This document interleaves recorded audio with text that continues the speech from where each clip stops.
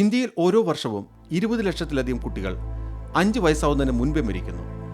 മരണകാരണങ്ങൾ 3 ജനന സംബന്ധമായ കാര്യങ്ങൾ, മാരക ശ്വാസ സംബന്ധമായ പ്രശ്നങ്ങൾ, പിന്നെ ഉദര സംബന്ധമായ രോഗങ്ങൾ.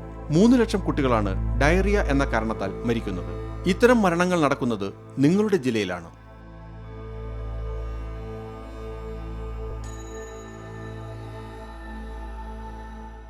ചില കാര്യങ്ങൾ ചെയ്താൽ ധാരാളം ജീവൻ രക്ഷിക്കാൻ നിങ്ങൾക്ക് സാധിക്കും.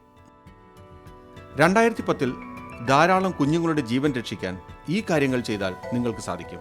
ദേശീയ പ്രതിരോധ പരിപാടി വഴിയായി 2 വയസ്സിൽ താഴെയുള്ള കുട്ടികൾക്ക് ചൂടുപനിക്കെതിരായ 2ാമത്തെ കുത്തിവയ്പ് നടപ്പാക്കുക. ജില്ലാ കളക്ടർ പ്രതിരോധ പരിപാടികൾ 6 മാസത്തിലൊരിക്കൽ പുനഃപരിശോധിക്കുന്നുണ്ടോ എന്ന് ഉറപ്പുവരുത്തുക. ഓക്സിലറി നഴ്സ് മിഡ്വൈഫ് ഈ കാര്യങ്ങളെക്കുറിച്ച് കുറഞ്ഞത് 2 പരിശീലന ക്യാമ്പിൽ പോയതായി ഉറപ്പുവരുത്തുക. പൊക്കിൾക്കൊടി സംരക്ഷണം, പ്രസവാനന്തര മുലയൂട്ടൽ, നവജാത ശിശുവിന് തണുപ്പടിക്കാതെ നോക്കണം. ആവർത്തിച്ചു വരുന്ന ഡയറിയ മൂലമുണ്ടാകുന്ന പോഷകക്കുറവ് മരണത്തിന് കാരണമാക്കും. എല്ലാ ഗ്രാമങ്ങളിലും ഒരു ORS അഥവാ ഓറൽ റീഹൈഡ്രേഷൻ സോൾട്ട് ഡിപ്പോ ഉണ്ടെന്ന് ഉറപ്പുവരുത്തുക.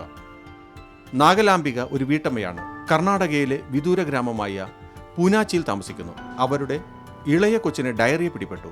ഭാഗ്യവശാൽ വീടിനടുത്ത് ഒരു പ്രൈമറി ഹെൽത്ത് സെന്റർ ഉണ്ടായിരുന്നു. കുട്ടിയെ അവിടെ കൊണ്ടുപോകാൻ സാധിച്ചു അവർക്ക്. ഹെൽത്ത് വർക്കർ കാര്യങ്ങൾ പറഞ്ഞ് മനസ്സിലാക്കി. ORS എങ്ങനെ ഉണ്ടാക്കണമെന്നും കുട്ടിക്ക് അത് എങ്ങനെ കൊടുക്കണമെന്നും സ്ത്രീയെ അവർ പഠിപ്പിച്ചു. കുട്ടി ആരോഗ്യം വീണ്ടെടുത്തു. നാഗലാംബിക കാര്യങ്ങളെല്ലാം മനസ്സിലാക്കി. ORS ആണ് കുട്ടിയുടെ ജീവൻ രക്ഷിച്ചതെന്നും അവർക്ക് മനസ്സിലായി.